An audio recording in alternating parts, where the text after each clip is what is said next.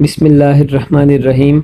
अस्सलामुअलैकुम dear students, उम्मीद आप ठीक ठाक होंगे, खैरियत से होंगे। बच्चों, जैसा कि आप जानते हैं कि हम कर रहे हैं क्लास 9 की बायो, चैप्टर नंबर 1 है। आज हमारा लेक्चर नंबर 5 है और आज हमारा जो टॉपिक है वो है कैरियर्स इन बायोलॉजी। चलें स्टार्ट करते हैं। जो ऊपर वाला आपको पैराग्राफ नज़र आ रहा है, हम इसको स्किप कर सकते हैं क्योंकि इसमें सिर्फ 2-3 बातें ही उसने की हैं। इस पैराग्राफ की मैं बात कर रहा हूँ, लेकिन चले मैं आपको थोड़ा सा इसका ओवरव्यू दे देता हूँ। उस पैराग्राफ में ये बताना चाह रहा है कि जो आने वाला वक्त है उसमें ज़ाहिर है जो आप जो स्टूडेंट्स हैं इन्होंने आने वाले वक्त में जो मुल्क है उसकी बागडोर संभालनी है, तो उनको कुछ सिखाया जाए। इनको पता होना चाहिए कि हमने आने वाले वक्त में कौन कौन से प्रोफेशन को ज्वाइन करना है और अपने मुल्क की तरक्की में जो वो किरदार अदा किया जाए। बहरहाल तो इसमें कुछ एक आध बात है ऐसी ही।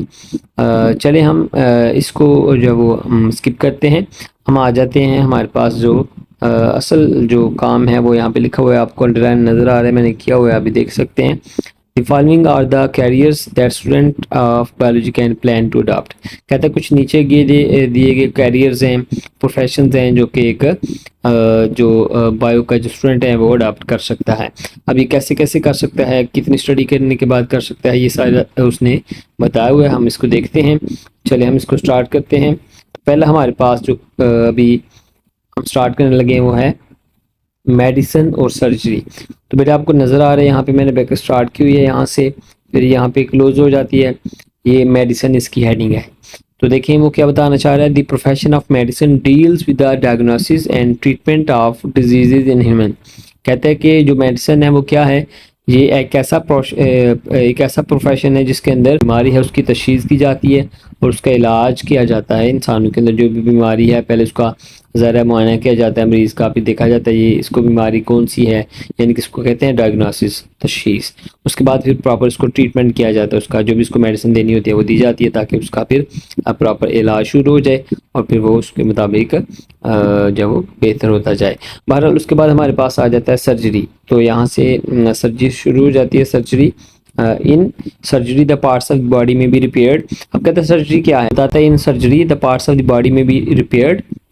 सर्जरी के अंदर क्या होता है, जो बॉडी के पार्ट्स हैं उनको रिपेयर किया जाता है, ठीक है। इनके उदाहरण किसी में कोई कमी बेशी आ गई है, अच्छा आपने देखा होगा कि अगर चोट लग जाए टांग में, बाजू में, इस तरह से, तो फिर इसको जब वो रिपेयर करते हैं।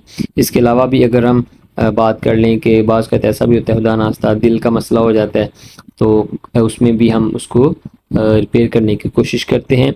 अब बहरहाल ये, और दूसरा ये कि रिप्लेस्ड आर रिमूव्ड। तो बाज़ कहते ऐसा होता है कि हम चीज़ों को रिप्लेस करते हैं, यानी कि जो सर्जन होते हैं वो क्या करते हैं, रिप्लेस कर देते हैं। एक चीज़ ठीक काम नहीं कर रही है, कोई आर्गन है, बॉडी आर्गन है, वो सही काम नहीं कर रहा, उसको रिप्लेस कर दिया जाता है और उसकी जगह दूसरा आर्गन लगा दिया जाता है। तो मिसाल के तौर पे अगर किसी का खुदा नास्ता गुर्दा ख़राब हो गया, किडनी जिसको आप कहते हैं, तो अब वो ज़ाहिर है उसके बगैर तो गुजारा नहीं है, तो फिर क्या होता है, उसको रिमूव करके यानी कि उसको रिप्लेस कर दिया जाता है, किसी हेल्दी किडनी को लगा दिया जाता है और जो ख़राब किडनी होती है उसको निकाल दिया जाता है। उसके बाद क्या रिमूव करना, यानी कि चीज़ों को रिमूव भी कर दिया जाता है, यानी कि जो अनवांटेड कुछ ऐसी चीज़ें बन जाती हैं बॉडी में जो बॉडी के लिए नुकसानदा होती हैं तो उनको फिर निकाल दिया जाता है। बहरहाल ये सर्जरी में होता है। सर्जरी में 3 तरह के काम होते हैं, रिपेयर होता है, रिप्लेस होता है और रिमूव्ड होता है। बहरहाल आगे वो इसकी एग्जांपल देता है। For example the removal of stones through the renal surgery. कहता है गुर्दे की जो पथरी होती है उसको रीनल सर्जरी के जरिए जो निकाल दिया जाता है। उसके बाद transplantation of liver and kidney etc. अब जो लिवर है इसकी ट्रांसप्लांटेशन आपने सुना होगा, और जो किडनी है वो भी ट्रांसप्लांट होती है। अगर खुदा ना सा किसी की किडनी कुछ ख़राब हो जाए तो उसको रिप्लेस कर दिया जाता है हेल्दी किडनी से। बहरहाल ये इसमें दोनों सर्जरी और मेडिसिन हो गया। बेटे उसके बाद हमारे पास आ जाता है, बताने लगा कि ये दोनों जो प्रोसेस हैं, दोनों प्रोफेशन हैं, ये कब कब ज्वाइन किए जा सकते हैं। यहाँ पे लिखा हुआ है बोथ ऑफ दीज प्रोफेशंस का study in same basic course MBBS। कहती है जो दोनों बेसिक जो प्रोफेशन हैं, यानी कि मेडिसिन और सर्जरी जो प्रोफेशन है, ये बेसिक कोर्स के अंदर यानी कि MBBS के अंदर स्टडी किए जाते हैं। And then students go for specialisations. तो उसके बाद, इसके करने के बाद ज़ाहिर आप जानते हैं कि MBBS के बाद जो वो स्टूडेंट जो भी मेडिकल का स्टूडेंट होता है वो आगे स्पेशलाइजेशन करता है। बहरहाल उसके बाद बेटे हमारे पास आ जाता है फिशरीज़। फिशरीज़ क्या है? Fisheries is the profession of study of fish production. Fishery एक ऐसा प्रोसेस है जिसमें जो फिश है उसकी प्रोडक्शन की स्टडी की जाती है। तो there are departments in Pakistan where professionals of fisheries are employed. कहते हैं पाकिस्तान में मुख्तलिफ तरह की जो फिश डिपार्टमेंट मौजूद हैं जहाँ पे लोग काम करते हैं। तो they serve for enhancing in the quality and quantity of fish production. तो वो क्या करते हैं कि जो फ़िश है उसकी क्वांटिटी और क्वालिटी दोनों को बेहतर करने की कोशिश करते हैं और उसके लिए काम करते हैं। तो आगे वो बता रहे हैं इसका स्कोप आपको हेडिंग में नज़र आ रही है। बेसिकली आप यहाँ से लेके यहाँ तक भी कर सकते हैं, लेकिन अगर आप यहाँ तक कर लेते हैं तो ये ज़्यादा बेहतर है। और उसके बाद इसका स्कोप आ जाता है। स्कोप इसका अलग अब करेंगे, आपको नज़र भी आ रहा है यहाँ पे हेडिंग दी हुई है। तो यहाँ से लेके तो तकरीबन यहाँ तक ये इसका स्कोप आ जाता है। इन पाकिस्तान अगर आप गौर से देख रहे हैं तो यहाँ पे मेंशन हुआ है इन पाकिस्तान। यहाँ पे इन पाकिस्तान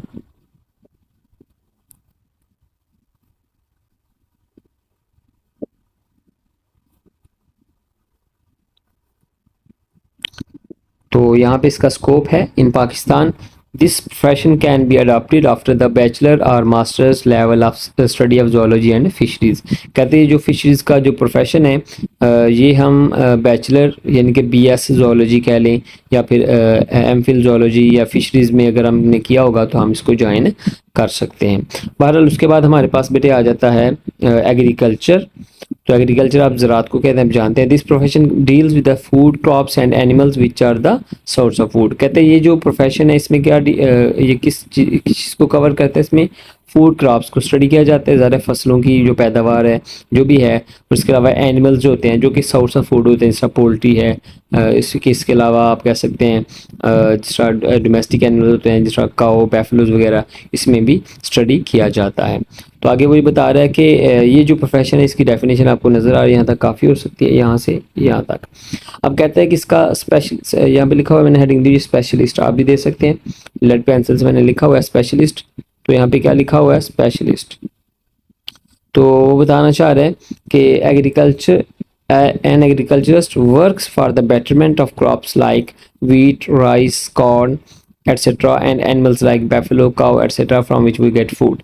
कहते हैं जो एक स्पेशलिस्ट है यानी कि एग्रीकल्चर का जो स्पेशलिस्ट है, एक एग्रीकल्चरिस्ट है, वो क्या करता है कि जो क्रॉप्स हैं यानी कि गंदम है, चावल है, मकई है, इसके अलावा जो भी फसलें हैं उनकी बेहतरी के लिए काम करता है। और इसके अलावा जो बैफलोज हैं, काउज हैं, इनकी बेहतरी के लिए भी काम करता है, जो कि सोर्स किसका सोर्स है? फूड का। ज़ाहिर है इन सारी चीज़ों से, फसलों से भी खुराक हासिल होती है। फिर ये जो एनिमल्स जिनका नाम लिया गया, ज़ाहिर है इनसे भी गोश्त हासिल होता है। इनको बेहतर करने के लिए काम करता है एक एग्रीकल्चरिस्ट। बहरहाल उसके बाद इसका स्कोप आ जाता है। तो बेटे स्कोप में आपको नज़र आ रहे हैं यहाँ पे जो स्कोप है वो हमारे पास आ जाता है। यहाँ पे स्कोप है यहाँ से। In Pakistan there are many universities which offer professional courses on agriculture after the higher education, higher secondary education in biology. यानी कि वो कह रहा है कि पाकिस्तान इसमें बहुत ज़्यादा यूनिवर्सिटीज़ मौजूद हैं जो कि एफएससी की जो डिग्री है उसके बाद यानी कि हायर एजुकेशन के बाद यानी कि हायर सेकेंडरी एजुकेशन जो कि एफएससी की डिग्री होती है, तो उसके करने के बाद ये कोर्स जो है वो कर सकते हैं एग्रीकल्चर का। जिस तरह आपने सुना होगा फैसलाबाद एग्रीकल्चरल यूनिवर्सिटी बड़ी मशहूर यूनिवर्सिटी है, वो भी ऐसे कोर्स करवाती है। बहरहाल बेटे उसके बाद हमारे पास आ जाता है एनिमल हस्बेंड्री। अब देखिए एनिमल हस्बेंड्री है हमारे पास, यहाँ पे लिखा हुआ है द ब्रांच ऑफ एग्रीकल्चर। ये भी एग्रीकल्चर की एक ब्रांच है, ये भी एग्रीकल्चर की ब्रांच है। Concerned with the care and breeding of domestic animals life stock, for example cattle, sheep etcetera. कहते हैं ये भी एक एग्रीकल्चर की एक कह लें कि ब्रांच है, लेकिन इसका कंसर्न प्रोडक्शन के अलावा जो इसका कंसर्न होता है कि ये जो एनिमल्स हैं उनकी डोमेस्टिक केयर और ब्रीडिंग करवाते हैं। ठीक है, यानी कि ये कह लें कि केयर और ब्रीडिंग जो है उसमें करवाते हैं, और ताकि जो नए जो जानदार हैं वो पैदा किए जा सके और उनसे ज़्यादा से ज़्यादा दूध, गोश्त, इस तरह की चीज़ें हासिल की जा सकें। तो ये लिखा हुआ है care and breeding of domestic animals life stock, for example cattle, sheep etcetera. आगे कहता है professional courses in animals husbandry can be adopted after the higher secondary education in biology. ये भी बिल्कुल उस तरह जिस तरह आपने एग्रीकल्चर का सुना ऊपर, दूसरा इसमें भी ये वैसा ही है कि जब आप एफएससी कर लेते हैं उसके बाद आप इसमें एडमिशन ले सकते हैं।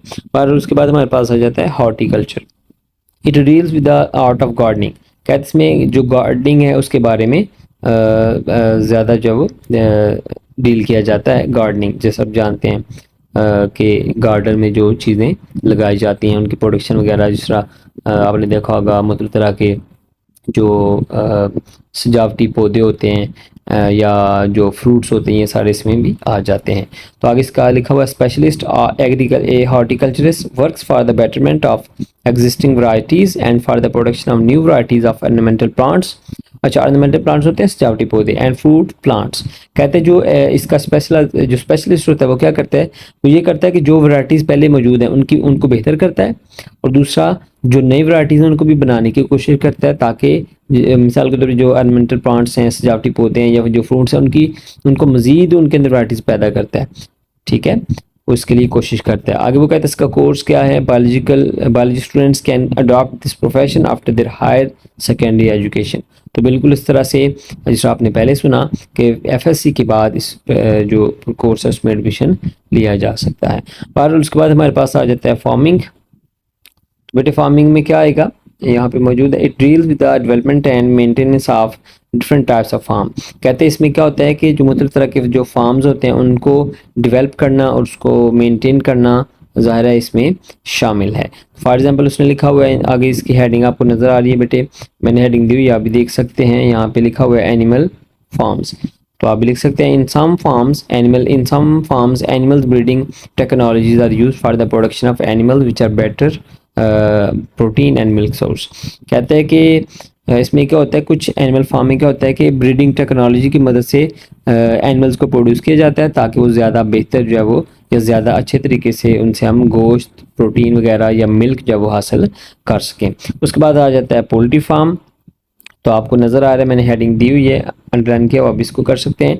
In poultry farm chicken and eggs are produce. ज़ाहिर आप जानते हैं पोल्ट्री में ऐसा ही होता है। उसके बाद हमारे पास आ जाता है फ्रूट फार्म।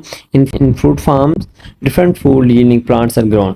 जो मुख्तलिफ तरह के जो फ्रूट फार्म होते हैं उसमें क्या होता है, मुख्तलिफ तरह के पौधे जो फ्रूट फलदार पौधे होते हैं वो उगाए जाते हैं और उनसे फ्रूट हासिल किया जाता है, फल हासिल किए जाते हैं। Student who has gone through the professional course of agriculture, animal husbandry और fisheries can adopt this profession. कहते हैं कि जो भी स्टूडेंट है जिसने एनिमल हस्बेंड्री, एग्रीकल्चर वगैरह किया हो या फिशरीज किया हो तो वो इसको अडॉप्ट कर सकता है। बहरहाल बेटे उसके बाद हमारे पास आ जाता है fisheries forestry. In forestry professionals look after natural forest and advises to the government for planting and growing artificial forests. कहते हैं इसमें क्या होता है, जो फॉरेस्ट्री है उसमें क्या होता है, जो प्रोफेशनल्स होते हैं वो क्या करते हैं कि एक तो जो फॉरेस्ट हैं, जो जंगलात हैं, उनकी टेक केयर करते हैं, उनको लुक आफ्टर करते हैं, और दूसरा गवर्नमेंट को मुख्तलिफ तरह के जो है वो उनसी कह लें कि एडवाइस भी करते हैं, उनको कुछ उसूल व ज़वाबित बताते हैं कि ये दरख्त होने चाहिए, इतने होने चाहिए, इस वक्त इस मुल्क में कितने होने चाहिए दरख्त, कितनों की ज़रूरत है, इस तरह की चीज़ें। तो बहरहाल फिर वो क्या करते हैं, आर्टिफिशियल जो फॉरेस्ट है वो क्या नाम है डेवलप करने की कोशिश करते हैं और उसके बारे में वो काम करते हैं। बहरहाल उसके बाद हमारे पास आ जाता है many universities offer professional courses in forestry after the higher secondary education in biology और after bachelors level study of zoology and botany. तो कहते हैं जो पाकिस्तान में मुख्तलिफ तरह की यूनिवर्सिटीज़ हैं वो भी इस फॉरेस्ट्री के कोर्स को ऑफर करती हैं, यानी कि करवाती हैं। कब करवाती हैं, एफएससी के बाद, या फिर इसके अलावा जब बीएस कर लिया हो इसके लेवल पे जाके, अगर किसी ने बीएस बॉटनी कर लिया है या बीएस जूलॉजी कर लिया है तो वो भी इसको ज्वाइन कर सकता है। बहरहाल बेटे उसके बाद हमारे पास आ जाता है biotechnology. It is the latest profession in the field of biology. कहते हैं ये जो है ये लेटेस्ट प्रोफेशन है फील्ड ऑफ बायोलॉजी में।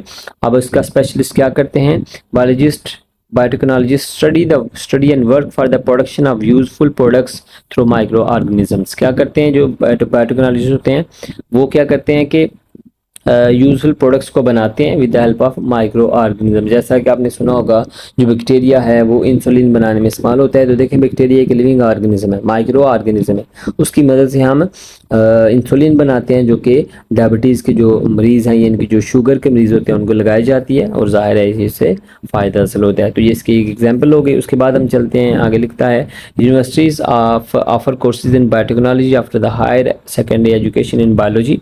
कहते हैं जो यूनिवर्सिटीज़ वो क्या करते हैं, टेक्नोलॉजी बायोटेक्नोलॉजी का कोर्स करवाती हैं।